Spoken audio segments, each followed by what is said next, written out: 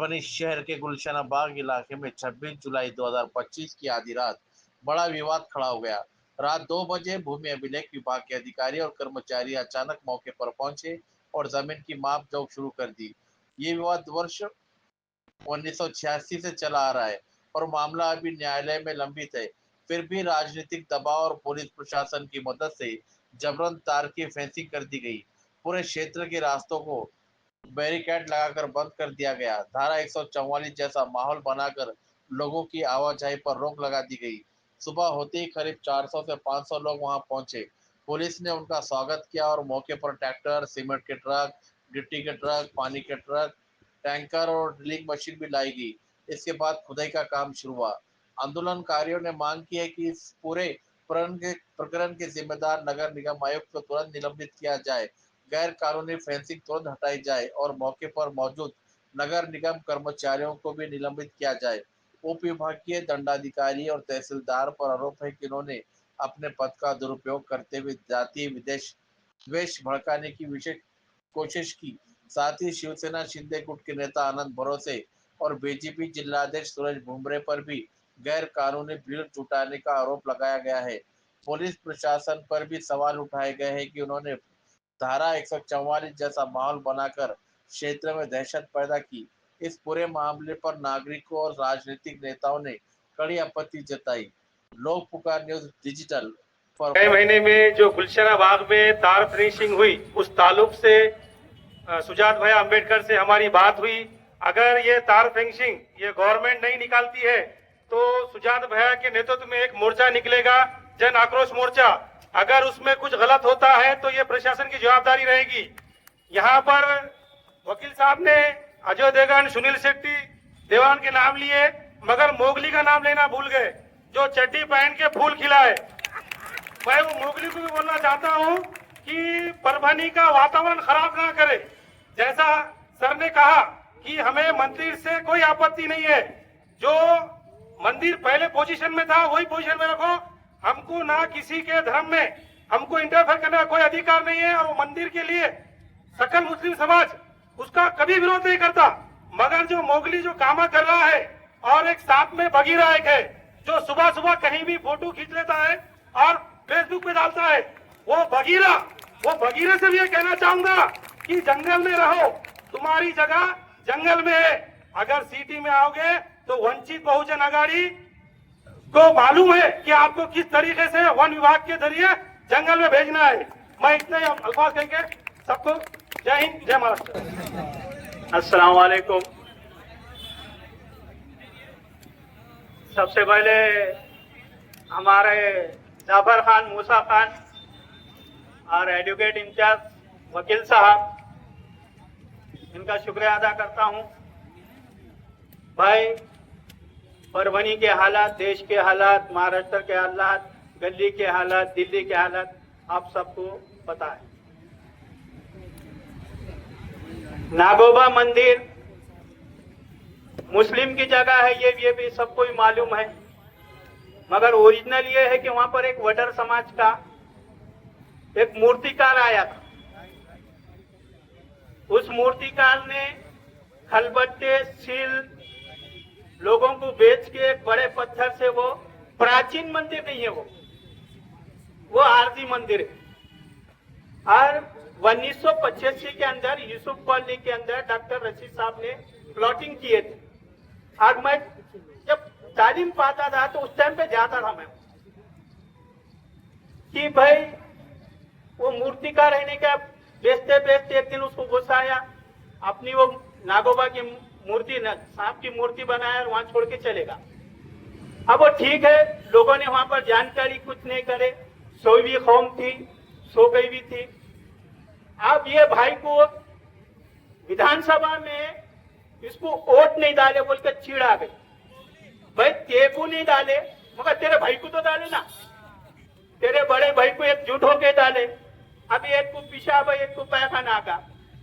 State पे आने के वास्ते, कौम का मसले के वास्ते बहुत बड़ा जिगर लगता।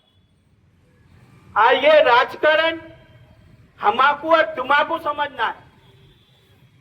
सर मूसा खान कि भाई हम किस दिशा में जाते, डरने वाली कौम तो है ही नहीं। फिरौन से नहीं डरे, यजीद से नहीं डरे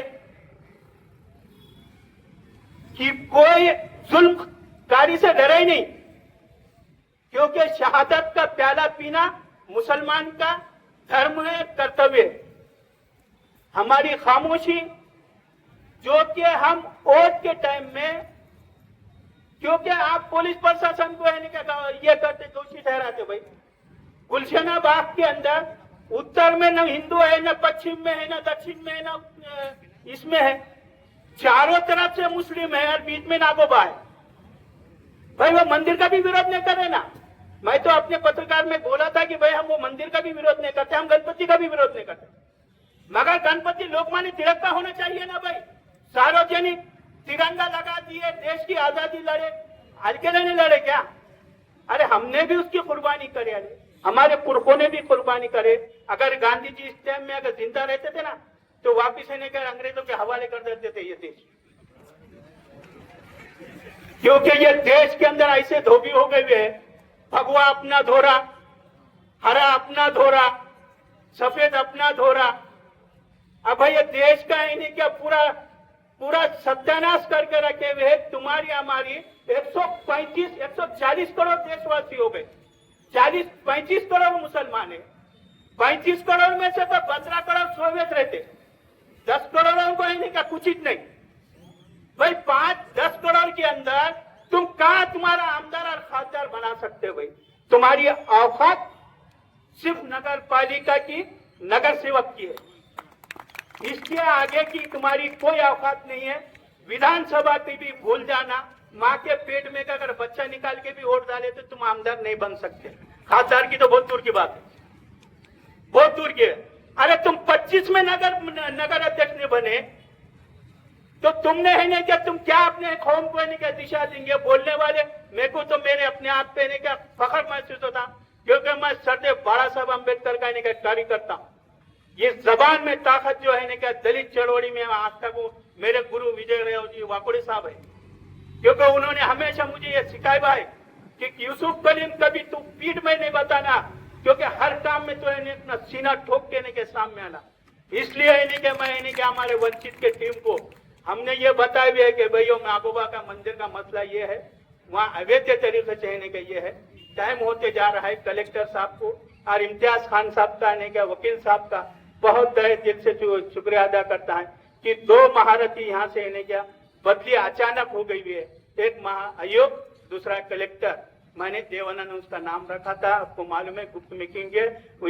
वकील साहब की जो स्पीच थी महासचिव को, जो महाराष्ट्र के हमने जो रोके थे, उसको मैंने जो रोका था, और वकील साहब ने जब शुरू करे थे उसके कान के पर्दे से खोले कि भाई ये गलत है, इसलिए आनंद फानन नहीं गए। दोनों कलेक्टर और आयुक्त उड़ाए हुए हैं। अब देखते हैं आगे है, होता है क्या। भाषण तो बहुत करने का था ना, वक्त बहुत करीब है, कलेक्टर साहब को मिलना है। जय हिंद, जय महाराष्ट्र, जय भीम, जय। जैसा कि ये धरने आंदोलन का इनेकाद किया गया है, सबसे पहले मैं बात क्लियर कर दूं कि धरने आंदोलन किसी के क्या बोलेंगे मजहब के खिलाफ, धर्म के खिलाफ बिल्कुल भी नहीं है। हमारा धरने आंदोलन गुलशना बाग में जो ओपन स्पेस है उस पे नाजायज जो कब्जा किया गया है, और वो कब्जा होने की वजह से वहां के बच्चों को खेलने में बहुत सारे मसाइल का सामना करना पड़ रहा है, इसके लिए धरने आंदोलन को रखा गया है। अब ये धरने आंदोलन गुलशना बाग वालों के लिए ही नहीं बल्कि पूरे परभनी वालों की जिम्मेदारी इसलिए बना क्योंकि ये जमीन पे जो कब्जे का मामला है इसको उन्होंने क्या किया, ऐसा बताया कि यहाँ पे मंदिर बांधने से रोक रहे हैं। हमारा मंदिर को विरोध नहीं है, जो स्थिति में मंदिर वहाँ पे है वो स्थिति में अगर मंदिर रहा तो हमको उससे कोई भी डिफिकल्टी नहीं है। हमारा बोलना सिर्फ इतना ही है कि वो ओपन स्पेस है, खेलने का ग्राउंड है बच्चों के, उसे जल्द से जल्द वहाँ की फेंसिंग को हटाया जाए। मैं इतनी बात कहकर अपनी बात खत्म करता हूँ। अस्सलाम वालेकुम तमाम मंच के और यहाँ पर जो अभी हमारे पास अध्यक्ष वो नियुक्त किए गए और आए हुए आप सभी नौजवानों को मेरा अस्सलाम वालेकुम। हमारा काम है लिखना और आपके सामने करना, लेकिन माइक के सामने पहली बार हम माइक दूसरों को लगाते हैं। आज माइक हमको खड़े करने के वास्ते जफर भाई ने आवाज दिए, मैं उनका शुक्रिया अदा करता हूँ। लेकिन एक बात है कि मेरी ये जिम्मेदारी है कि मैं भी गुलशनाबाद का रहने वाला हूँ और आज मेरी वहां पर उम्र 50 साल हो चुकी है। अगर से वो मैं पुजारी को पूछना चाहता हूँ कि तेरा दादा जब आता था तो तू पैदा हुआ भी नहीं होगा, तो बेटे तेरा दादा आता था वहां, अगर से हमको हटाना ही रहता था तो पत्थर कब का हट जाता था। लेकिन ये मुसलमानों का ज़र्फ है कि इन्होंने हर सबके भावनाओं को समझ सकते, और तू जो मामूली बात को लेकर जो इतनी बड़ी हमला बना रहा है और माहौल खराब कर रहा है, ये हिंदुस्तान का पूरा माहौल खराब हुई बात कर रहा है तू परवनी से। और जो आनंद भरोसे साहब है, ये जो कहते हैं कि भाई खाली, तो मैं ये बात बताऊंगा आनंद भरोसे साहब को ये स्टेज के मन से कि भाई आप जिस वक्त कमल के फूल से खड़े थे तो आपको 4800 मुसलमानों ने वोट दिए हुए, ये भूलो मत। तुमने यहाँ की मस्जिद जो है, तो जब मस्जिद जो थी अपने बस्तान के पास की, उसके वास्ते आपने न्याय हक लड़े बोल के ईमानदारी से मुसलमानों ने आपको 48 वोट डाले। लेकिन आपने ऐसा बताया कि जब आप एक दूसरे की मोहब्बत और खुलूस से नजदीक आएंगे तो एक दूसरे के ख्याल समझेंगे। लेकिन तुमको ऐसा समझ में आया कि मैं शिंदेगढ़ में गया हूँ तो खाली मैं मुस्लिम वोटों पे हिंदू वोटों पे चुन के आऊंगा, और इसलिए तुमने मुसलमानों को बाहर करे, इसलिए मुसलमान तुमसे दूर हुए। ना कोई राहुल पाटिल कोई हमारा खानदान का नहीं है कि उसको वोट देने के वास्ते, या तू भी हमारे खानदान का नहीं है कि वोट देंगे। जो मुसलमानों के साथ आएगा वो मुसलमान उसको वोट देने के लिए हमेशा तैयार रहता। तो ये मैं मन से ये बताना चाह रहा हूँ, जो भी लीडर है यहाँ पे बैठे हुए स्टेज पे भी, भाई आप भी मुसलमान है तो अगर से हमारा काम करेंगे तो हम तुमको वोट देंगे, न तुमको भी कल जूतों के ठोकरा में रखेंगे। ये हमारी बात है, क्योंकि सच्चा मुसलमान ही बता सकता है ये बात कि भाई उसकी तकलीफ क्या है। तुम पहले महल्ले के अंदर के जो रहते नगर से हमारे अभी सलीम यूसुफ साहब ने बोले कि मुसलमान की औकात क्या है नगर सेवक तक, लेकिन अल्हम्दुलिल्लाह ऐसे भी यहाँ पे जंजू है जो कि हमारे मरहूम सज्जुल आला शमीम खान साहब ऐसे लीडर हो चुके हैं, और जो हमारे रहमान खान साहब यहाँ पे एमएलए बने हुए हैं, जनता से चुन के आए हुए, लेकिन उन्होंने कभी जातिवादी नहीं करे। जातिवाद का बीज कोई भी प्रयोग करेगा लेकिन वो कुछ दिनों के लिए अच्छा रहेगा और मुरझाएगा तो बाद में ऐसा सड़ेगा कि उसकी बदबू आएगी। ये कोई भी समाज के लोगों ने समझना चाहिए कि भाई जो चीज है वो चीज को उसी तरह से रहना चाहिए। हर एक की श्रद्धा है। हमारा अगर से हम चाह रहे तो आज हम मेरी 50 साल की उम्र हो गई है, वो नागोबा का शेषराव भाऊ मरहूम, इन्होंने जो तो यहाँ पे जो नगर अध्यक्ष रहते हुए खासदार रहे, आमदार रहे, लेकिन जिस वक्त उन्होंने कहा था बोलते मैं तो मालूम नहीं कि मैं मुसलमान की ओर से चुन के नहीं आया। उनको बाद में लोगों ने भी औकात बताया कि उनको नगर सेवक को भी चुन के नहीं लाए। एक शिवसेना जिसके हम बताते थे कि भाई एक परेड में बोलते थे कि भाई मुसलमान की दुश्मन जो तो शिवसेना, लेकिन आज ये बात हो रही कि जो उसके अंदर आज मुसलमान जो तो पर ज्यादा से वोट दे रहे, क्यों दे रहे? इसकी वजह आपको भी सोचना चाहिए आनंद भरोसे साहब कि ये मुसलमान कौम ऐसी है जो हमदर्दी में आएगा उसके साथ आती है। तो ये जो भी जातिवादी लोग जो अपनी माहौल गर्म करने देख रहे हैं या रोटियां सीख रहे हैं, हमारा कहना यही है कि यहाँ पे गंगा जमनी तहजीब है परभनी में, अल्हम्दुलिल्लाह यहाँ के राष्ट्रीय एकात्मता के प्रतीक हजरत सैयद शाह तुराबुल हक रहमतुल्लाह को मानने वाली सभी समाज है। तो इसको यहाँ पर तुम जाति का पेड़ मत दो। और वो जो नागोबा का जिस तरीके से जीआर में लिखा हुआ है, नगर पालिका में 1965 में जो शेषराव भाऊ देशमुख के हाथ से लिखा हुआ है कि नागोबाचा दगड़ और मोकली जागा किसको बोलते हैं? मेरे को ऐसा मालूम होता है यहाँ का जो तहसीलदार है राजापुर है, इन्हें बोलता है कि ट्रस्ट की जगह है। अरे भाई तू आके तुमको जो सरकारी ऑफिसर रहते हैं वो 3 साल के वास्ते बहुत होगा हमारे पास आते, उनको कुछ मालूम ही नहीं रहता। लेकिन हमारे मुसलमान के लीडर उनको कभी जाके नहीं बताते कि भाई क्या है। अब वो लोगों जैसे जाके बोले हो सब विचार राजापुर ने बोल दिया, राजापुर ने कि भाई ये देखो ये जो तो ट्रस्ट की जमीन है। अरे ट्रस्ट कब बनी? ट्रस्ट जब बनी जिस वक्त ये लोग ये जो नया पैदा हुआ पोता पुजारी का ये पोतरा जो आया हुआ है पोतरा, उन्होंने बनाया ट्रस्ट। पहले कुछ भी नहीं था वहाँ पे अभी पीआर कार्ड मुसलमान का है, लेकिन हमने उसको भी नहीं जब खत्म कर दिए। हमने बोले भाई वो आस्था का मामला है, वो झगड़ा है, वहाँ फतरा जो भी है उनकी जो है आते बेचारे नागपंचमी को पूजा करते चल जाते। हमने जितना हमने जो संभाल के रखा है तुम भी नहीं संभाल के रख सकते। आज 50 साल से हम संभाले, इसका मतलब लोगों हमारे कितना गर्व है। और जो तू आके अभी 4-5 साल में जो तो माहौल खराब करने में देख रहा कि भाई आके वहाँ चीखने का चिल्लाने का, ये इससे कोई होने वाला नहीं है। आज जो भी लीडर के पास भी है तो जीआर देखा जाएगा, जीआर के तहत काम होगा। तो हमारा मकसद यही है आज जो भी यहाँ पे आए थे कि भाई ये जो वहाँ की जो तार फिटिंग थी वो गलत तरीके से लगाई गई है, और जो अधिकारियों को मालूम नहीं है और अधिकारियों ने जो उसका बढ़ावा दिए उन अधिकारियों को निलंबित करो, उन पे कार्रवाई करो बोल के आज हमारी ये मांग थी। और वही मांग को लेकर आज हमने यहाँ धरना किया है। अगर जिला कलेक्टर साहब आज नए आए हुए हैं, उन्होंने पदभार संभाला हुआ है, हमारी उनसे ये गुजारिश है कि भाई उन्होंने पूरी फाइल को देखे और देखने के बाद और हमारे मैं खास तौर पर आज मैं माफी के साथ बोलूंगा कि जो नारायणपेट के पीआई कदम साहब है उन्होंने भी ये सोचना चाहिए कि इसके पहले जितने पहले अचालक साहब बोल के थे पीआई, उनके पीरियड में यही नागोबा के पुजारी बोल के जो रहता था पहले जो नगर पालिका में था, ये सज्जू लाला और शमीम भाई के पास आया था कि हमको 6x6 का चबूतरा बना के दीजिए, हमारी वहाँ विटंबना हो रही। इस बात को लेकर खाली 6x6 का मंगा रहा, तू पोतरा होकर तार फेंसिंग कर रहा, कितनी कमाल की बात है इसकी। अरे तू पोतरा है रे, और तेरा दादा जो तो खाली 6x6 की जगह मांग रहा था, तो वो हम जो तो वहाँ पे इतनी हिफाजत से रख रहे हैं और तू समझ नहीं सक रहा। आज अगर कोई समझो कि जो भी हमारे पास के अरविंद देशमुख है, अरविंद काका देशमुख ने इसके पहले वहाँ पे जो तो एक ट्रक जो तो वहाँ पे ये लाके डाले थे पत्थरे, उनको जब पता चला कि भाई ये मामला गलत हो रहा, वो लोग मुझ बढ़ गए। तो ये मेरा बताना है, जो भी उचकार है, जो भी आने वाले नगर पालिका में भी मैं बताता हूँ, उसमें सुनील भाव देशमुख को मैं 700 रुपए यहाँ से चेतावनी करता हूँ कि भाई आप जो हनुमान के पास से लेके तो आप जो प्रभाग क्रमांक 7 में चुन के आ रहे हैं, मोइन मौली और गुलवीर खान साहब, इनके साथ जो चुन के आ रहे तुम भी वैसा भाईचारगी का और सेकुलर का मामला रखो। ऐसा नहीं कि भाई आए और आप जो तो आपके पास एक समाचार बोल के उसको मिले, आपको वोट से चुन के लाए हुए मुसलमानों ने। आप ये भी बात सुनो, मैं ये खुली बात बता रहा हूँ, मैं यहाँ से अरविंद काका देशमुख को भी और सुनील बाबा देशमुख को भी, कि जो आप पीछे से काम कर रहे हैं ना, ये गलत कर रहे हैं। मेरा काम है आपको ये बात आज चेतावनी के साथ बता रहा हूँ कि अगर आने वाले दिनों में आपको अगर सही सेकुलर रहना है तो सेकुलर के साथ रहो और ईमानदारी से काम करो। यहाँ पे जो भी हमारे नौजवान आए हुए, आज ये कम तादाद में नहीं है, ये पूरे गुलशनाबाग के कोई भाई से बुलाया हुआ नहीं है और किसी को बोले हुआ नहीं है। सिर्फ ये उनको समझ में आया कि भाई इतना बड़ा माहौल और पुलिस प्रशासन वहाँ ऐसा कर दे रहा, कर्फ्यू का माहौल, पूरी तरह से रस्सियां लगा दिया, ये कर दिया। अरे अवैध तरीके से क्या कर रहे हैं आप प्रशासन है, प्रशासन ने कैसा रहना चाहिए, दोनों को भाईचारगी से लाके बिठाना था, पीआई ने बिठाकर दोनों को बात करना था कि भाई तुम्हारे पास क्या है, तुम्हारे पास क्या, ठीक है, इन्हों ऐसा करना चाह रहे। अरे वो तो चला गया बेचारा महानगर पालिका का, 2 मिनट में ढुंगान पे लात मारे उसकी, चले गए यहाँ से। क्या रहा भाई, ऐसा तुम ये देखो कि भाई इंसानियत पैदा होना चाहिए, ऐसा इंसानियत बढ़ना चाहिए, आप ना कि नफरत पैदा करो। आप अधिकारी है, आप 1, 2 से 7, 3 साल तक रह सकते, इसके ऊपर नहीं रह सकते आप। तो इसलिए मेरा बोलना है कि जो भी आप यहाँ पे कलेक्टर साहब आए, कलेक्टर साहब ने जो तो दोनों को बुलाई है और बुला के दोनों के कागजात क्या है देखिए। आज हम यहाँ पे 50 साल से रह रहे हैं, हमारे आजू बाजू के घर जो है एम ए शकील साहब का घर है, हमारे जफर भाई गुलशन जो कैंटीन वाले उनका घर है, हमारे शकील सौदागर का एजाज भाई का घर है, ये सब आजू बाजू घर है, खाजा भाई का घर है नगर सेवक। अभी तक हमने कुछ नहीं करे और तुम क्या कर रहे भैया, क्यों माहौल खराब करना चाह रहे? हमारी यही गुजारिश है, आज हमारे आए हुए पूरे गुलशनाबाद के नागरिकों की भी यही मांग है कलेक्टर साहब से कि आप जो तो इसमें जो दोषी है उन आरोपी जो है वो अधिकारी, उनको जो तो उन पर कार्रवाई करे और उनको ये चेतावनी दे कि दूसरे बार कोई काम करते हो दोनों को समाज को एक जगह बुलाए और इस मामले को जो तो सुलझाए और शांतता से भी माहौल सुलझ सकता है। लेकिन अगर से आपको ये मंशा है कि परभनी में हम जो तो माहौल खराब करेंगे तो इंशाल्लाह इसको हम एक बार भी नहीं होने देंगे, तुम्हारे मंसूबे हमेशा नाकाम रहेंगे। ये स्टेज से बोला हूँ मैं। और ये जो मेरे को आज बोलने के लिए जो मेरे को यहाँ पर मंच पे जो बुलाया गया, मैं इसलिए मैं इस मंच का जो तो शुक्रिया अदा करता हूँ। मेरी बात यहीं खत्म करता हूँ। अल्लाह हाफिज, अस्सलाम वालेकुम।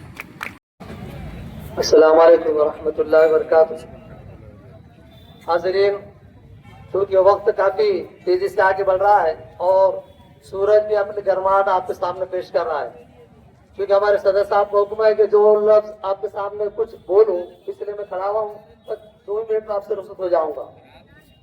ये आज का जो सारा मामला आपके सामने तफसील के साथ पेश हो रहा है, ये गुलशनाबाद परभनी का ये समझिए कि तारीखी ये मामला है और जो तारीख के तौर पर हमारे सामने पेश किया जा रहा है, क्योंकि हम गुलशनाबाद के रहवासी होने की वजह से हमको इस बात का पूरा एहसास है कि हमारा जो ये शहर है अमन का गहवारा है और अमन का गहवारा इसी तरह से अगर अमन ये हमारे शहर में बरकरार रहेगा तो हम सबके लिए खुशी की बात होगी।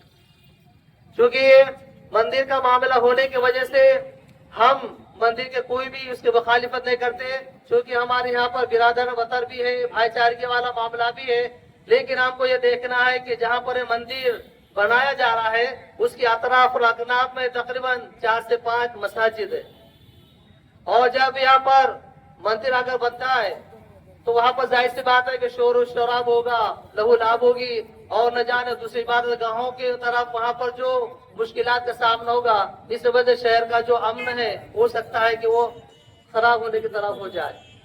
और ये मामला अगर हमारे सामने आता है तो हमारा जो कुछ भी हमारे तमाम यहाँ पर भाई प्रशासन से यही निवेदन कर रहे हैं, गुजारिश कर रहे हैं कि जिस तरीके से है उसी तरीके से रखा जाए और जो अमन जो बरकरार है उसी तरीके से रखा जाए, ताकि हमारे शहर को किसी की नजर न लगे।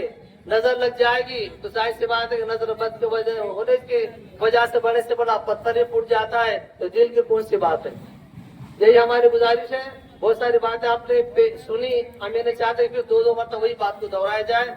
इसके बाद आगे कार्रवाई के लिए हमारे जो आज के जो निजामत करने वाले जाफर उससे गुजारिश करूंगा, तुम बोले। मुदस्सिर असरार साहब, जाफर खान और उनकी तमाम टीम को जितने गए हैं उनसे मुबारकबाद देता हूँ। जैसा कि अभी इम्तियाज साहब ने बताया कि जैसा गुलशनाबाद का मसला है, वैसे शहर में चर्चा चालू है कि गुलशनाबाद का है। कल जुम्मा मस्जिद का होगा, परसों किरण कारवर से होगा, कल कई मस्जिद के पास होगा। तो यह ऐसा नहीं चलेगा मेरे भाई, सबको मुत्तहिद होकर यहाँ जितने स्तर रहेंगे उतना ही होगा। मगर इम्तियाज साहब ने बॉलीवुड के दो नाम भूल गए जिन्हें हमने शहर में भाग भाग को उठे, एक शक्ति कपूर और दूसरा हमारा गुलशन गौर। आज वो कहीं तुम्हारे साथ, हाँ आज उन्होंने आज तुमको जैसा हमारे यूसुफ कलीम साहब गलत पहले ने है मेरे भाई कि मोगली के बारे में बात कही कि मुसलमान हमदार बिल्कुल बन सकता। मोगली जिंदगी में इंशाअल्लाह कभी हमदार तो क्या नगर सेवक भी नहीं बन सकता। वो मोगली जिन्हें ना कब्जा करा, मेरी पुलिस प्रशासन से इतनी दरखास्त है, अब जिला प्रशासन से जिन्हें कब्जा करा उस पर कार्रवाई होगा और जिन्हें उसको साथ दिया वो तबादला नहीं, उसको सस्पेंड होना। बस इतना बढ़कर मैं जवाब करता हूं। बिस्मिल्लाहिर्रहमानिर्रहीम। देखिए, बहुत तफसील से जनाब बेग साहब ने, इम्तियाज खान साहब ने और दीगर हमारे रुफ़का ने बात रखी। बार बार बात रखना ज़रूरी भी नहीं है और हमें ज़्यादा बात करने का शौक़ भी नहीं है। अलबत्ता एक बात याद रखें कि जमहूरियत में, डेमोक्रेसी में आपको अपना हक लेने के लिए बाशऊर होना ज़रूरी है और सामने रोड पे आना, आंदोलन करना भी ज़रूरी है। सिर्फ अदालती कार्रवाई ये काफी नहीं है। जब तक आप अपना हक लेने के लिए बाशऊर नहीं होंगे, आगे नहीं आएंगे, एहतजाज नहीं करेंगे तो काम नहीं बनेगा। इस वक्त मुल्क के हालात ऐसे हैं कि हर जगह हमको अपने हक के लिए आना चाहिए। और उसमें एक आखिरी बात कि जब भी हम एहतजाज करें तो हमारा एहतजाज, हमारा पूरा स्टेट पुरअमन रहे, इसकी कोशिश करें। अगर हम ये दो काम करते रहेंगे इंशाअल्लाह तो अपने सारे हक को हासिल कर सकते हैं इंशाअल्लाह, और सारे हुकूक इंशाअल्लाह मिल सकते हैं। मगर ताकत के साथ हमको अपना हक मांगना पड़ेगा। इम्तियाज खान साहब और उनके रुफ़का बड़ी मेहनत से काम कर रहे हैं, हम उनके साथ हैं इंशाअल्लाह। और हम यकीन दिलाते हैं कि हम ही नहीं, इंशाअल्लाह आज आपने गुलशन बाग के लोगों को बुलाया, आइंदा इंशाअल्लाह आपके साथ पूरा शहर पर बनी रहेगा, आपके एहतजाज में, आपकी पुष्ट पर पुरअमन तरीके पर। ये भी हमने गृह विभाग को एक आक्षेप भेज दिया है और वहां पे मुंबई जाके खुद दाखिल करके आए हमने आक्षेप।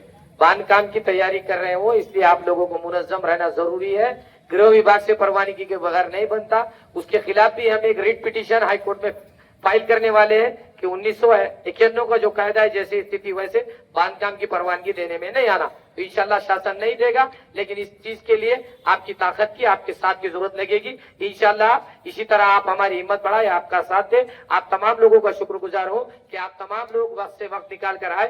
तो आप लोगों से गुजारिश करता हूँ कि जिस तरह पुरअमन तरीके से आप आए थे, उसी तरह पुरअमन तरीके से अपने घरों को जाना है। और डिस्ट्रिक्ट कलेक्टर साहब के पास हम अपने मांगनियां लेके जाते हैं कि जो दोषी अधिकारी है उनको सस्पेंड करो, गैर कायदेशीर अतिक्रमण है उसको हटाओ, और जो मोजनी वगैरह हुई और जो खोटे कागज पत्र है वो रद्द करो। ये अपने शासन से मांगनियां है और इंशाल्लाह हमें कॉन्स्टिट्यूशन पे, संविधान पे भरोसा है कि शासन हमारी मांगे पूरी करेगा इंशाल्लाह। आप तमाम का शुक्रगुजार हो। अल्लाह हाफिज। मंदिराचे काही त्या ठिकाणी अवशेष ठेवले होते, त्या अवशेषच्या नावाखाली त्या ठिकाणी ती जमीन बळकवण्यासाठी काही या परभणी जिल्ह्यातले काही प्रस्थापित लोक, या परभणी जिल्ह्यातल्या पोलीस प्रशासनाला, त्याचबरोबर या परभणी जिल्ह्यातल्या मनपा आयुक्तांना, त्याचबरोबर या परभणी जिल्ह्यातल्या जिल्हाधिकाऱ्यांना हाताशी धरून त्या ठिकाणी गुलशना बाग या ठिकाणी तार फिनिशिंगचं काम या ठिकाणी केलेलं आहे। आज या ठिकाणी मुस्लिम समाजाला वाटत आहे की आज या ठिकाणी मुस्लिम समाजावरती अन्याय झाला। आज या परभणीमध्ये ज्या मुस्लिम समाजाच्या वतीनं या आंदोलनाची या ठिकाणी सुरुवात केली, या ठिकाणी सकल मुस्लिम समाजाच्या संघटनेचे सर्व पदाधिकारी, त्याचबरोबर या कार्यक्रमाला घडवून आणणारे आमचे इम्तियाज खान साहेब, मी यांचे या ठिकाणी धन्यवाद देतो की परभणी जिल्ह्यातल्या मुस्लिम समाजावरती अन्याय अत्याचाराचे प्रकरण आज या जिल्ह्यामध्ये सुरू आहे, परंतु मुस्लिम समाज अन्यायाच्या विरोधामध्ये बंड करायला तयार नाही। आज या ठिकाणच्या मुस्लिम समाजाला न्याय देण्यासाठी या परभणी जिल्ह्यातल्या संपूर्ण तालुक्यामध्ये या परभणी जिल्ह्यातल्या मुस्लिम समाजाला न्याय मिळावा यासाठी या जिल्ह्यामध्ये अनेक ठिकाणचे नेते मंडळी आज या व्यासपीठावर आलेले आहेत. मी त्यांचे देखील या ठिकाणी धन्यवाद व्यक्त करतो. आज तुम्हाला माहिती आहे या परभणी जिल्ह्याचं वातावरण कडून करण्यासाठी काही प्रस्थापित लोक आज रस्त्यावर आलेले आहेत. आज हे परभणी जिल्हा अशांततेत राहावा यासाठी अनेक नेते मंडळी या ठिकाणी काम करत आहेत. मला या विचारमंचावर त्या सर्व नेते मंडळीला या ठिकाणी आवाहन करायचं आहे. जर तुम्हाला वाटत असेल की या ठिकाणचा मुस्लिम समाजाच्या पाठीशी कोणी नाही, तुम्हाला वाटत असेल की आजपर्यंत आम्ही मुस्लिम समाजावरती अन्याय केला, परंतु या ठिकाणच्या मुस्लिम समाजानं तो अन्याय सहन केला. परंतु याद राखा, या परभणी जिल्ह्यातल्याच नव्हे तर या देशातल्या संपूर्ण मुस्लिम समाजाच्या पाठीशी वंचित बहुजन आघाडीचे नेते आदरणीय बाळासाहेब आंबेडकर हे खंबीरपणे उभे आहेत, एवढं लक्षात घ्या. मित्रांनो, असे प्रकार का घडतात? आज आपण या परभणी जिल्ह्यामध्ये 2-3 प्रकरण पाहिले. आज या ठिकाणी विधानसभा झाली, या ठिकाणी लोकसभा झाली, या ठिकाणच्या प्रत्येक मुस्लिम समाजातल्या घरातलं मतदान या ठिकाणच्या प्रस्थापित लोकांना या ठिकाणी देण्याचं काम मुस्लिम समाजानं केलं. आज मला खंत वाटते की ज्या मुस्लिम समाजाने या ठिकाणच्या बंडू जाधवला निवडून दिलं, ज्या मुस्लिम समाजाने या ठिकाणच्या राहुल पाटलांना या ठिकाणी निवडून दिलं, परंतु आज मुस्लिम समाजाच्या न्याय हक्कासाठी आज हे विचारपीठ उभं केलं, परंतु मला या विचारपीठावर ते व्यक्ती मला दिसायला मिळालेले नाही. ही गोष्ट या ठिकाणच्या मुस्लिम समाजाने लक्षात घेतली पाहिजे. आपल्या मताचा केवळ मताचा त्यांच्या कामापुरता वापर करून घेऊन केवळ सत्तेचा उपभोग घेण्यासाठी या ठिकाणच्या प्रस्थापित लोकांना फक्त मुस्लिम समाजाचं मतदान लागतं. परंतु ज्या वेळेस मुस्लिम समाजावरती अन्याय अत्याचार होतात त्यावेळेस कुठलाच पक्ष रस्त्यावर उतरायला तयार नाही, कारण त्यांना वाटते आमच्या हिंदू समाजातली बांधव आम्हाला मतदान करतील का. मित्रांनो, मुस्लिम समाजाने देखील ठरवलं पाहिजे, जो आपल्या न्यायासाठी, जो आपल्या हक्कासाठी या ठिकाणी रस्त्यावर उतरेल त्या नेत्याच्या पाठीशी आपण मुस्लिम समाजानं एक मोठी वचनमूट करून त्या नेत्याच्या पाठीशी उभं राहण्याचं काम आपण या ठिकाणी केलं पाहिजे. आज आपण अनेक ठिकाणी भाषणं ऐकतोय. मला सांगताना दुःख होतो की आपल्या परभणी जिल्ह्यामध्ये जिंतूर तालुका आहे आणि त्या जिंतूर तालुक्यामध्ये एका गावावरती, एका टेकडीवरती एक दर्गा आहे आणि ती दर्गा पाडण्याचा प्रयत्न काही या ठिकाणचे मनवादी लोक करत होते. माझ्यापर्यंत ज्या वेळेस ते मेसेज आला, माझ्याकडं आमच्या वंचित बहुजन आघाडीचे मुझफ्फरभाई शेख युसुफ करीम यांचा ज्या वेळेस मला फोन आला की भाऊ, जिंतूर तालुक्यामध्ये एक दर्गा आहे आणि ती दर्गेला एका तहसीलदारनी तोंडी नोटीस दिली की ही दर्गा आता तुम्ही पाडून टाका, ही बेकायदेशीर आहे. त्यावेळेस मी त्यांना त्या ठिकाणचा शब्द दिला की ज्या ठिकाणी ती दर्गा आहे त्या दर्गाला मला भेट द्यायची आहे आणि त्या ठिकाणच्या तहसीलदारला देखील मला या ठिकाणी भेट द्यायची आहे. ज्यावेळेस वंचित बहुजन आघाडीचं शिष्टमंडळ आम्ही जिंतूरकडे गेलो त्यावेळेस प्रत्येकाने पाहिले असेल की ज्या दर्गा पाडण्याचा प्रयत्न या ठिकाणचं मनवादी सरकार करत होतं, जी दर्गा पाडण्याचा प्रयत्न त्या ठिकाणचं प्रशासन करत होतं, त्या प्रशासनाला धडा शिकून ती दर्गा जशाच तशी ठेवण्याचं काम या ठिकाणी आम्ही या ठिकाणी केलेलं आहे. मित्रांनो, त्याचबरोबर परभणी मधलं प्रकरण जे नागोबाचं आहे, आता या ठिकाणी बीजेपीचा एक मोठा नेता काल परवा शिंदे गटामध्ये गेले. आज त्यांना वाटत असेल की आपण या ठिकाणी मुस्लिम समाजावरती अन्याय केला तर यांच्या पाठीशी कोणी उभं राहणार नाही. आज या विचारपीठावर मी आहे, समझने वालों को इशारा काफी है. मला या ठिकाणच्या जिल्ह्याच्या पोलीस अधीक्षकांना प्रश्न करायचा आहे. ज्या ठिकाणी नागोबाचं मंदिर होतं, आमचं कुठल्या देवस्थानाला विरोध नाही. नागोबाचं मंदिर जेवढं त्यांचं आहे तेवढंच आमचं आहे. कारण इतिहासाचे पानं चाळा, ज्यांना वाचता येत नाही युट्यूबवर सर्च करा. आम्ही नागवंशीय म्हणून डॉक्टर बाबासाहेब आंबेडकरांनी नागपूरच्या दीक्षाभूमीवरती आम्हाला धर्मांतराची घोषणा केली आणि त्या ठिकाणी धर्मांतर केलं. त्या मंदिरावरती पहिला अधिकार आमचा आहे. आम्ही मूळ नागवंशीय म्हणून जातीच्या नावाखाली या ठिकाणचं परभणी जिल्ह्यातलं वातावरण गढूळ करण्याचं काम या ठिकाणच्या मनुवादी लोकांनी केलं नाही पाहिजे. मला या ठिकाणच्या जिल्हा प्रशासनाला विनंती करायची आहे की या ठिकाणच्या पोलीस अधीक्षकांनी ज्या पद्धतीचं पोलीस प्रोटेक्शन देऊन त्या ठिकाणचं दार कुंपण करून घेतलं, त्या धर्तीवरती आज या ठिकाणी वंचित बहुजन आघाडीकडून आव्हान करतोय. ज्या ठिकाणी या परभणीच्या सरसंघाचा अध्यक्ष त्या ठिकाणी नागोबाच्या मंदिराचं पूजन करायचं आहे.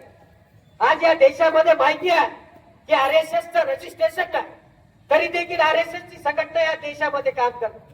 परंतु त्या RSS वरती या ठिकाणच्या प्रशासन कारवाई करायला तयार नाही. या प्रकरणामध्ये काही दिवसापूर्वी मी इम्तियाज खान साहेब आणि या जिल्ह्याच्या शिष्टमंडळासोबत जिल्हाधिकारी साहेबांची भेट घेतली. त्यानंतर मी एक बाईट दिली होती की मुस्लिम समाजाचे आभार मानले पाहिजे की परभणी जिल्ह्यातलं वातावरण या मुस्लिम समाजावरती एवढे अन्याय सुरू आहे तरी देखील शांत आहे. कारण हा मुस्लिम समाज संविधान प्रेमी आहे आणि संविधान प्रेमी आहे म्हणून आज परभणी जिल्ह्याचं वातावरण शांत आहे. या ठिकाणच्या जिल्हा अधीक्षकांनी माझ्या पुणेच्या पोलीस निरीक्षकांना फोन केला होता की तुषार गायकवाड कोण आहे त्यांना घेऊन. आता पोलीस निरीक्षकांना माहिती होतं तुषार गायकवाड कोण आहे.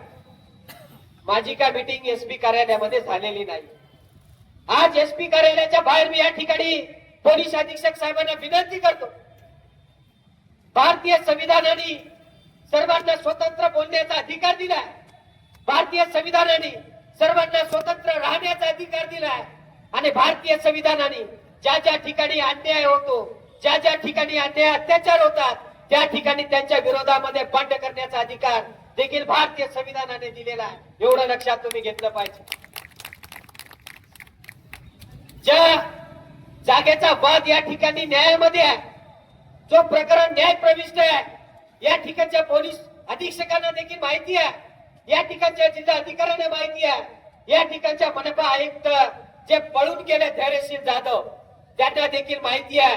तरी देखील या ठिकाणच्या पोलीस प्रशासनाने या परभणी जिल्ह्याचं वातावरण गढूळ करण्यासाठी काही मनुवादी लोकांना संरक्षण देऊन त्या ठिकाणचं तार फिनिशिंग करून घेतलेला आहे. मी आज वंचित बहुजन आघाडीकडून आव्हान करतोय, येत्या 17 ऑक्टोबरला मराठवाडा मुक्ती संग्राम दिवस आहे. येत्या 17 ऑक्टोबरला मराठवाडा मुक्ती संग्राम दिवस आहे. आम्हाला देखील त्या तार फिनिशिंग पासून मुक्त आपण करावं एवढी विनंती या ठिकाणी मी आपल्याला या ठिकाणी करतोय. जर येत्या 17 तारखेपर्यंत जर या ठिकाणच्या पोलीस प्रशासनाने ते तार फिनिशिंग काढलं नाही तर वंचित बहुजन आघाडीकडे तार, खोरे, कुऱ्हाडी ह्या सगळ्या गोष्टी आहेत. परंतु आम्हाला या ठिकाणच्या जिल्ह्यातलं कायदा सुव्यवस्था बिघडवायचा नाही. आम्हाला या परभणी जिल्ह्यातल्या हिंदू असतील मुस्लिम समाजाला खुशाल नांदू द्यायचं आहे.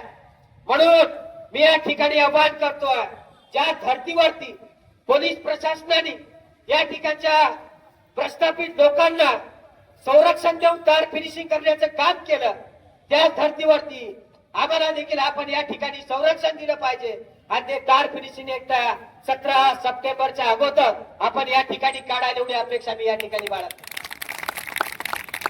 आम्हाला आपल्या सर्वांना सांगायला दुःख होतं की मुस्लिम समाजाचं संघटन का उभं राहत नाहीये.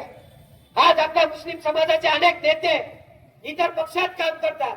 मला त्या काँग्रेस मधल्या मुस्लिम समाजाला विचारायचं आहे, मला त्या राष्ट्रवादी मधल्या मुस्लिम समाजाला विचारायचं आहे, मला त्या शिंदे गटाच्या शिवसेनेमध्ये असलेल्या मुस्लिम समाजाला विचारायचं आहे का हे मुस्लिम समाज तुमचा नाहीये का? मग तुम्हाला या मुस्लिम समाजाला न्याय द्यायचा नाही का?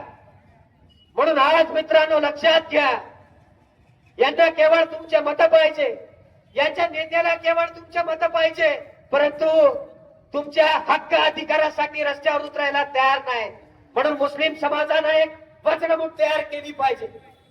आणि जो नेता आपल्यासाठी झगडतोय, जो नेता आपल्या न्यायासाठी झगडतोय, त्या नेत्याच्या पाठीशी आज या ठिकाणच्या मुस्लिम समाजाने कमी उभं राहिलं पाहिजे.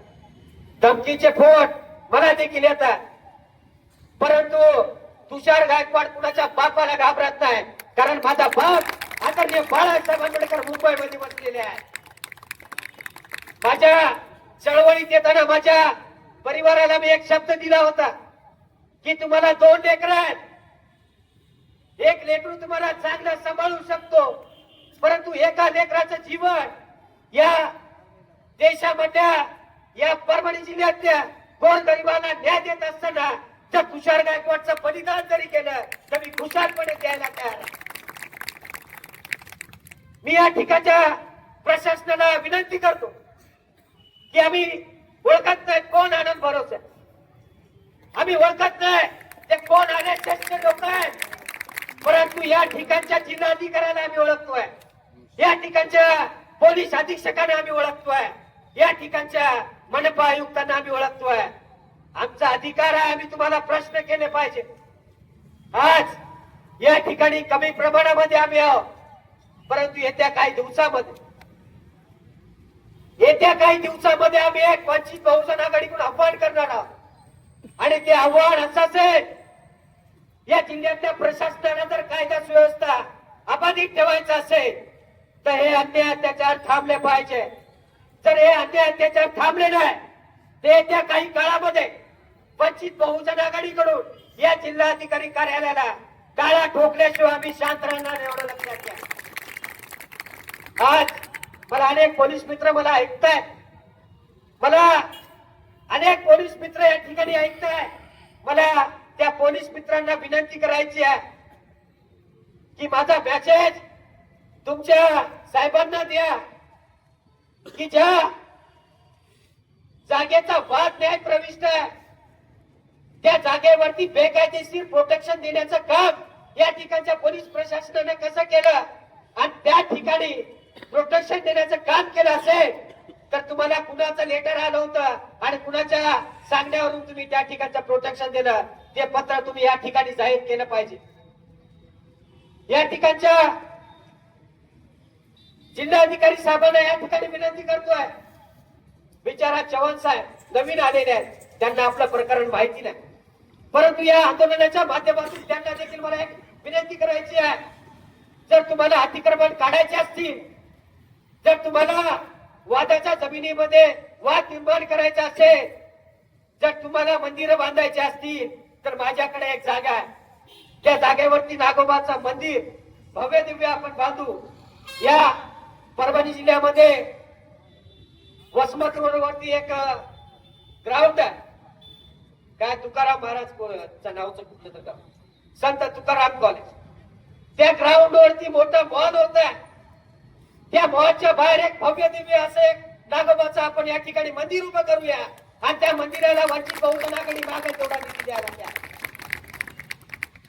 परंतु त्यांना त्या ठिकाणच्या जागेवरती मंदिर बांधायचं नाही, त्यांना मंदिरं बांधायचे मुस्लिम एरियामध्ये, त्यांना मंदिरं बांधायचे ज्या ठिकाणी कायदा सुव्यवस्था बिघडू शकते त्या ठिकाणी त्यांना मंदिरं बांधायचे.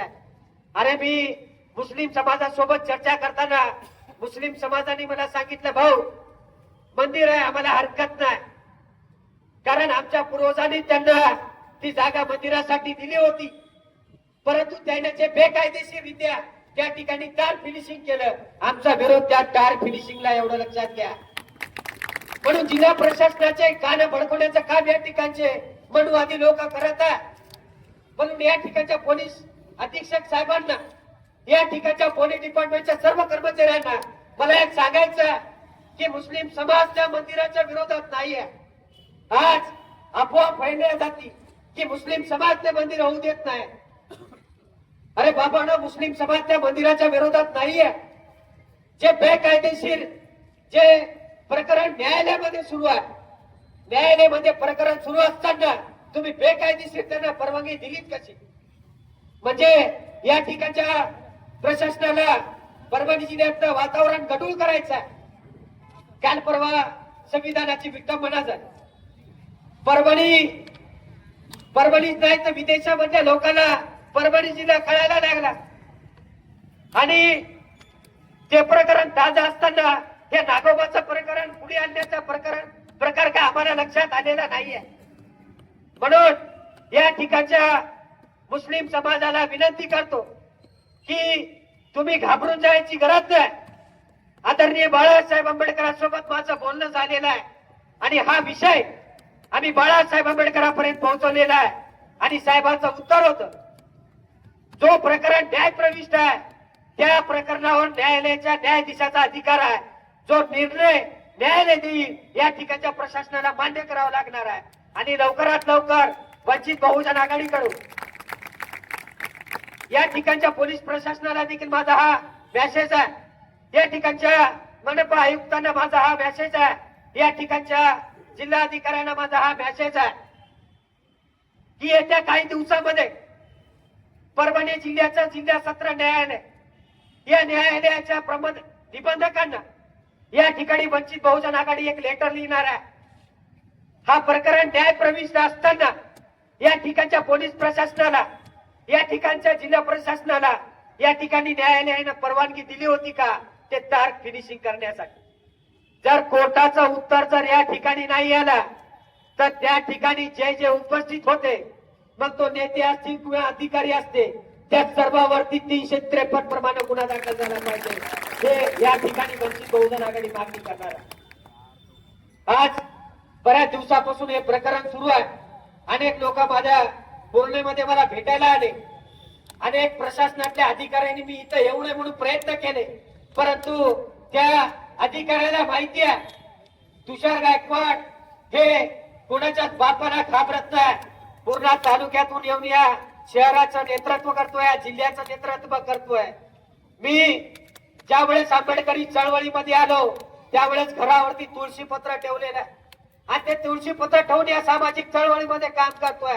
म्हणून मी कुणाच्याच धमकीला घाबरणार नाही. मी कुणाच्या धमकीला घाबरत बी नाही. या ठिकाणच्या अनेक या ठिकाणचा ज्या शिंदे गटाचा जो व्यक्ती आहे त्यांना मी माझा विरोधक समजत नाही.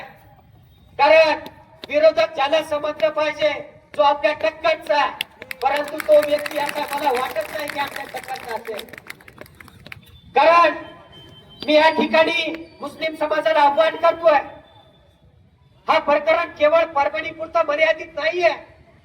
आज या ठिकाणी गौवंश हत्याबंदी कायदा लागू केलाय. आज अनेक ठिकाणी मुस्लिम समाजावरती गुन्हे दाखल करण्याचा प्रकार या ठिकाणी सुरू आहे. काही दिवसापूर्वी या ठिकाणी कुरेशी बांधवाचं उपोषण झालं, आंदोलन झालं. आज या ठिकाणी या मनुवादी सरकारनं एक आपल्या पाठीवर मारण्याचं काम केलेलं आहे. त्याचबरोबर मुस्लिम समाजाच्या पोटावर देखील मारण्याचं या ठिकाणी काम केलेलं आहे.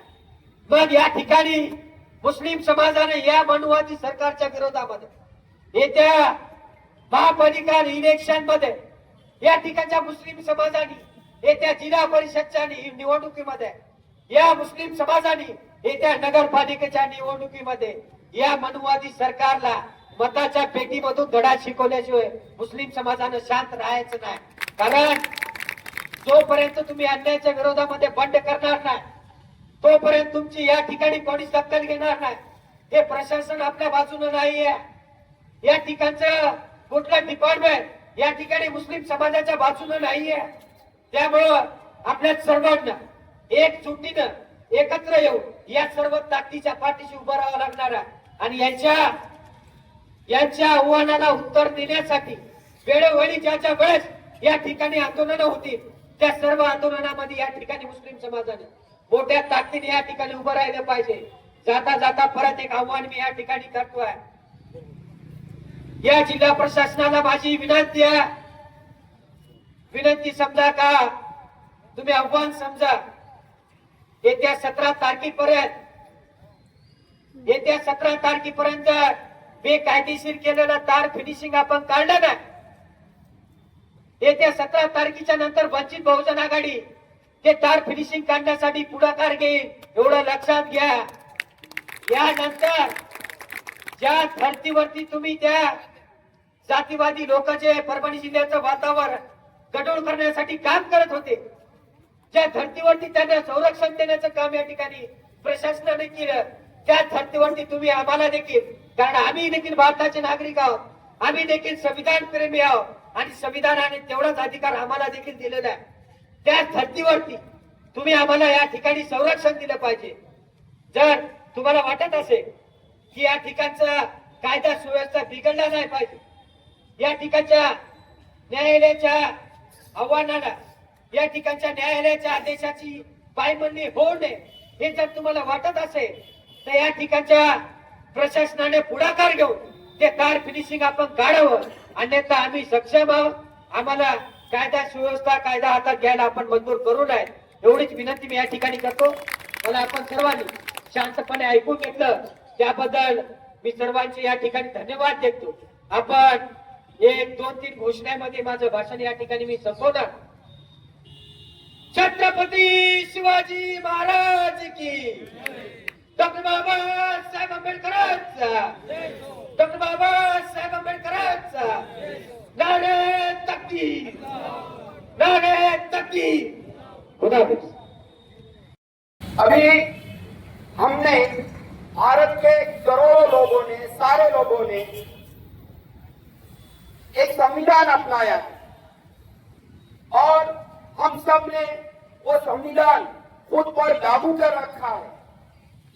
यानी कि बात यह है, यहाँ पर ऊंच नीच नहीं होगी, भेदभाव नहीं होगा, यहाँ कोई छोटा नहीं होगा, कोई बड़ा नहीं होगा और ये देश कानून के राज से चलेगा. देश में कानून का राज चलेगा, किसी राजा का राज नहीं चलेगा, किसी पुलिस का राज नहीं चलेगा. ये देश पुलिस स्टेट नहीं बनेगा, ये हमने तय कर रखा है. इसमें कोई शक नहीं है कि पुलिस भी बनी है तो भारत के संविधान के अंतर्गत ही बनी है. अब बात यह है कि ये सीधी सी लड़ाई है कि अपने हक मांगने की. इस देश में बसने वाले हर जात के, हर धर्म के, हर मजहब के, हर रिलीजन के, हर इलाके के मानने वालों को अपनी अपनी श्रद्धा पर, अपनी अपनी अकीदत पर अमल करने का पूरा पूरा अधिकार इस देश का संविधान देता है. और अब हमारे शहर में कहीं कोई विकास तो नहीं होता है, लेकिन धर्म के नाम पर राजनीति करने का एक चलन चल पड़ा है. अभी देखने में आया है कि लगभग 2 महीनों से टप्पेवार शहर का वातावरण खराब करने की सोची समझी चालें चली जा रही है और ये चालें भारत के संविधान और भारत के कायदे के बिल्कुल पूरी तरह खिलाफ है. अब गुलशना बाग का जो मामला है, मैं सबसे पहले ये बात बताता चलूं कि इस देश की शान यही है कि देश में अजानों की आवाजें चलती रहेगी, इस देश में नमो वंदना पूजा ये चलता रहेगा, इस देश में क्रिश्चियंस अपनी इबादत करेंगे, इस देश में सिख अपनी इबादत करेंगे अपने तरीके से, इस देश के हिंदू भाई अपने अपने तरीके से इबादत करते रहेंगे और ऑब्वियसली बेशक मुसलमान भी जो तरीका इस्लाम ने बताया है उसके मुताबिक इबादत करते रहेंगे. लेकिन सिर्फ कुछ लोगों को भड़का कर, कुछ लोगों को अपने फेवर में लाने के लिए यहाँ सिवाय राजकारण कर कुछ हो नहीं रहा है. देखिए कि गुलशना बाग का जो मामला है, इससे पहले ये मामले को पूरी तरह कोर्ट में हमारे इम्तियाज भाई, परभनी वाले इम्तियाज भाई, एडवोकेट इम्तियाज भाई, एडवोकेट तौफीक हाशमी और असरार भाई और आतराफ इकनाफ के लोग इस मामले को पूरी ताकत से कोर्ट में रखने की पूरी कोशिश कर रहे हैं. लेकिन सवाल ये पैदा होता है कि एडमिनिस्ट्रेशन का काम क्या है. देखिए, एडमिनिस्ट्रेशन का काम ये है, देश में जो कानून है, जो प्रोसीजर है, उसको पूरी तरह जैसे के वैसे लागू करके आगे बढ़ना चाहिए. अभी मैं एक बात बताता हूं कि जो लोग सिर्फ जातिवाद करके आगे बढ़ना चाहते हैं, उन्होंने एक बात ध्यान में रख लेना चाहिए कि उनके इन हरकतों की वजह से ही वो चुनाव हारे हैं। परभनी की आमदारकी की बात कर रहा हूं।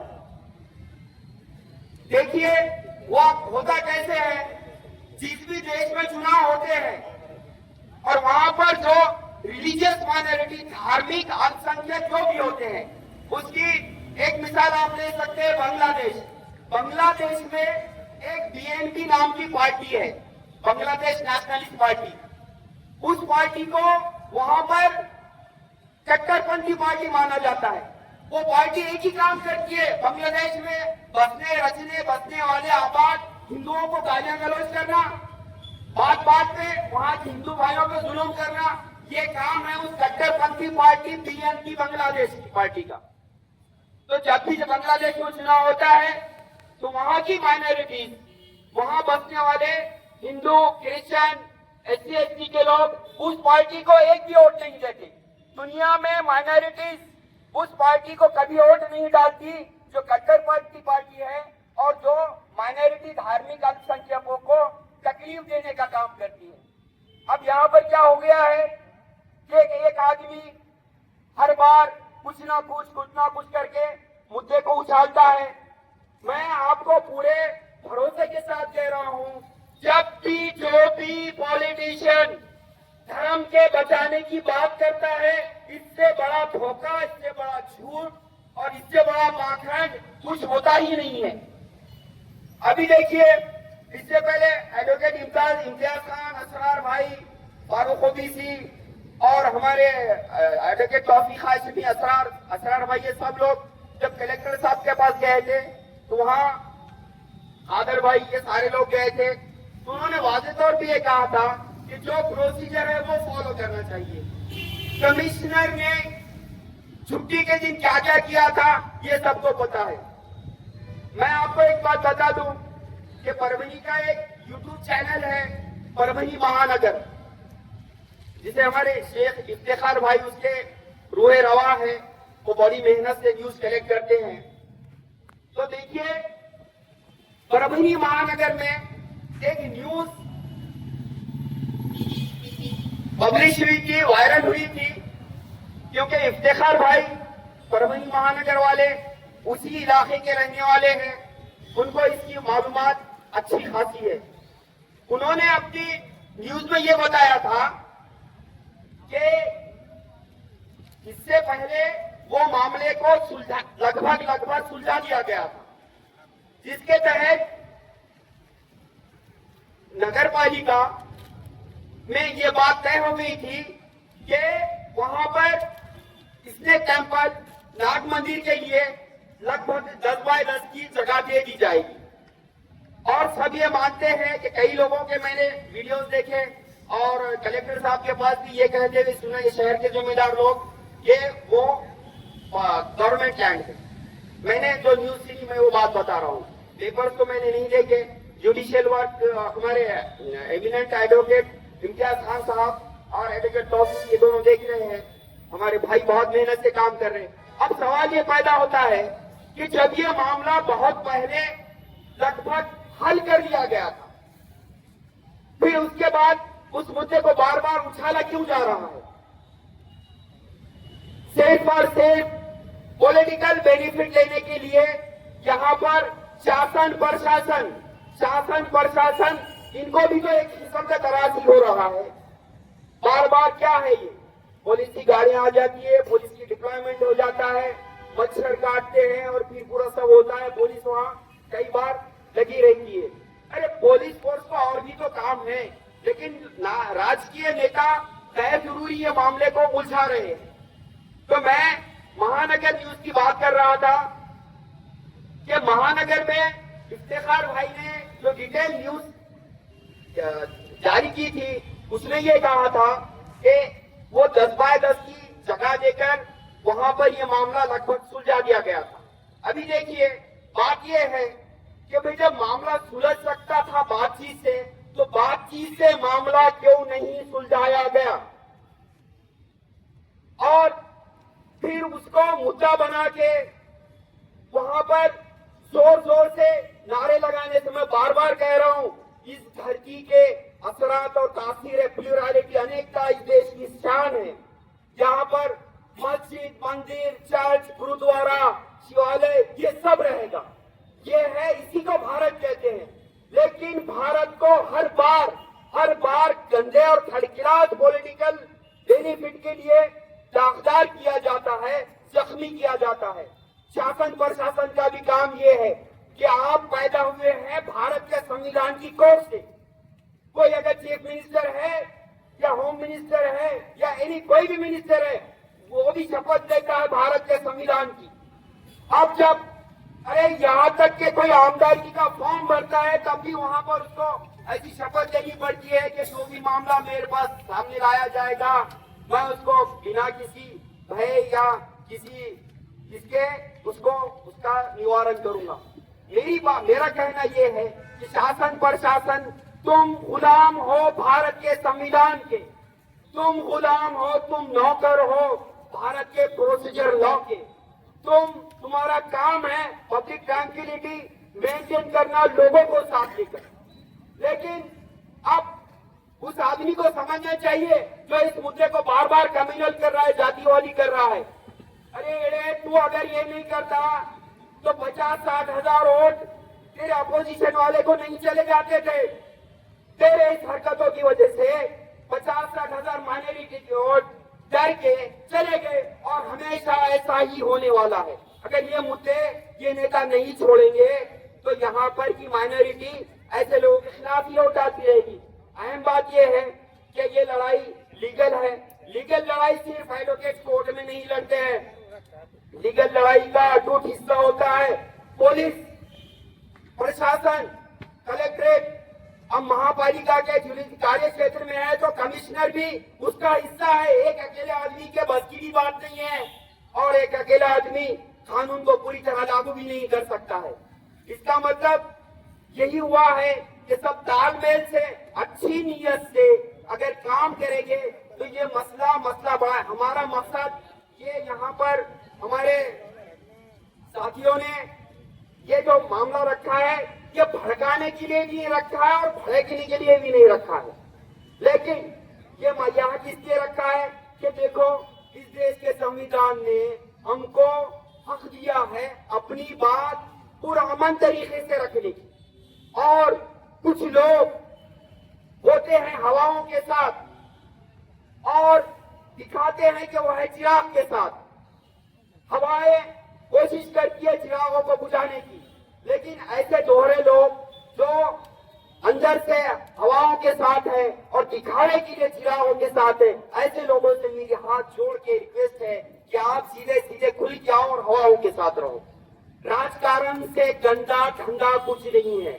वो धंधा है लेकिन गंदा है और आजकल तो बहुत ही गंदा हो गया है। जो उठेगा वो सिर्फ एक धर्म के लोगों को कहेगा कि तुम्हारा धर्म धोखे में है, फिर कहेगा कि हम तुम्हारे धर्म की रक्षा करेंगे, हम तुम्हारे मजहब की रक्षा करेंगे, हम तुम्हारे रिलीजन की रक्षा करेंगे। ऐसा नहीं होता साथियों। किसी को अगर भारत बनाना है, आगे बढ़ाना है, क्या है ये 21वीं सदी में चाइना किधर चला गया, दूसरे ममालिक कहाँ चले गए। आज हम अगस्त 2025 में भी उन्हीं मुद्दों पर बात कर रहे हैं। ये बदमाशी है और ये बदमाशी तबाह करने वाली है और ऐसी तबाह करने वाली बदमाशी से बचने के लिए सबको जरूरी है कि भारत के मौजूदा कानून को जो लॉज है उस पर पूरी शिद्दत से, पूरी ईमानदारी से अमल करना जरूरी है। भारत के संविधान के बाप डॉक्टर बाबा साहब भीमराव अम्बेडकर ने संविधान पेश करते वक्त यही तो कहा था ना कि संविधान तो बहुत अच्छा है, लेकिन इस संविधान के अच्छे असरात उस दिन आएंगे, उस वक्त आएंगे जब संविधान लागू करने वाली एजेंसियों की, गवर्नमेंट की नीयत अच्छी रहेगी। तो मेरे भाइयों देखो, संविधान है इसलिए हम हैं। मैं दुनिया में मामले पे बात कर रहा हूँ। तो संविधान को लागू करने का काम कमिश्नर का भी है, कलेक्ट्रेट का भी है, पुलिस का भी है और पब्लिक का भी है, भड़कने की और भड़काने की। और देखो हर जगह जो होता है ना व्हाट्सएप यूनिवर्सिटी, वो हर तरफ है, मजहब वालों के पास है, धर्म वालों के पास है, रिलीजन वालों के पास है। हम उसी दिन किसी नतीजे पर पहुंचेंगे। अगर किसी के समाज में कोई बुराई है तो उसके समाज में कुछ लोगों ने अपने समाज में की बुराइयों को भी खुले तौर पर कहना चाहिए। देखो, ये भड़काने के लिए नहीं रखा है। इस प्रोग्राम का आयोजन सिर्फ और सिर्फ नेक नियत से इसलिए रखा है कि शासन प्रशासन कानून को ईमानदारी से लागू करो और जो मामला सुलझ सकता है उसको सुलझाओ और दोनों तरफ के लोगों को तैयार करो। और कुछ जिम्मेदार लोगों ने बातचीत से ये मसला हल करने की पूरी कोशिश करनी चाहिए। भले ही जुडिशियल बैटल तो लड़ती रहेगी, इम्तियाज खान साहब वो कर रहे हैं।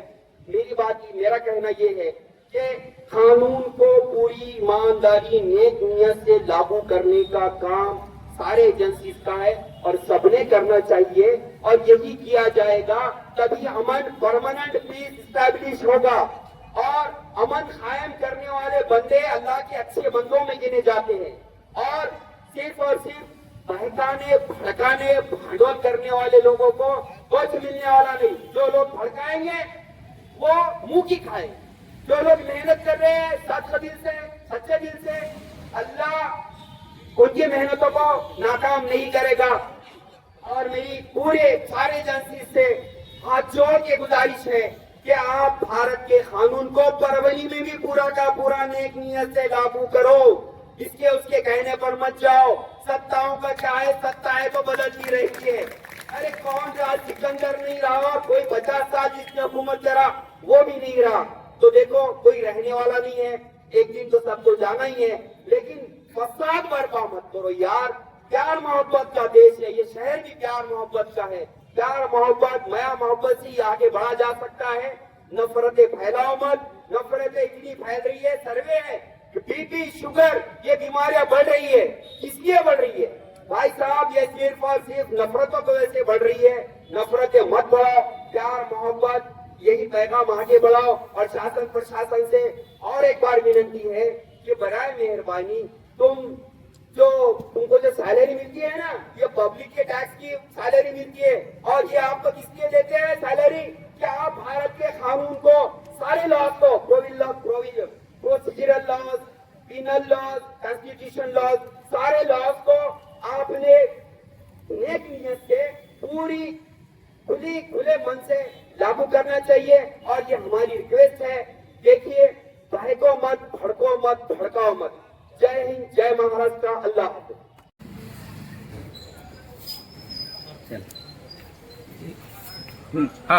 आज दिनांक 22 ऑगस्ट 2025 रोजी नूतन जिल्हाधिकारी यांचं अभिनंदन.